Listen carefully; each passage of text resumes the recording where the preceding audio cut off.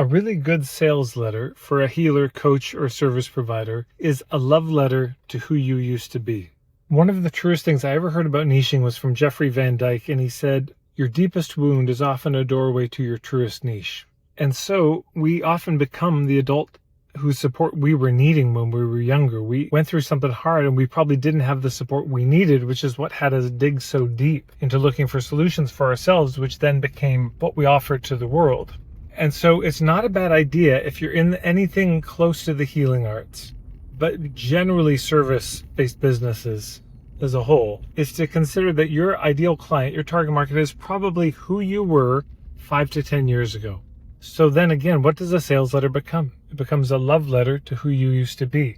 It becomes a letter affirming the situation you used to be in and pointing a way out of the situation you couldn't get out of, that you had to find your own way out of, and saying, hey, no need to be so lonely.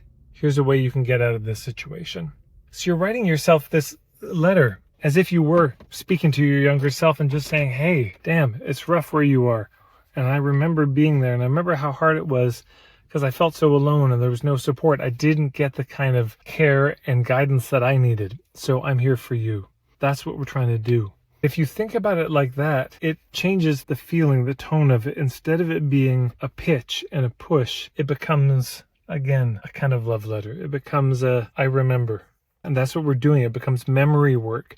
It doesn't become just following a template and plugging in a pitch. It becomes a kind of, you have to really sit down, like, what was it like for me in the middle of all that? So, and the hurt comes back up and you remember, God, that was so hard. What did I need to hear? You know what? And this helps. This is how we design our offers too.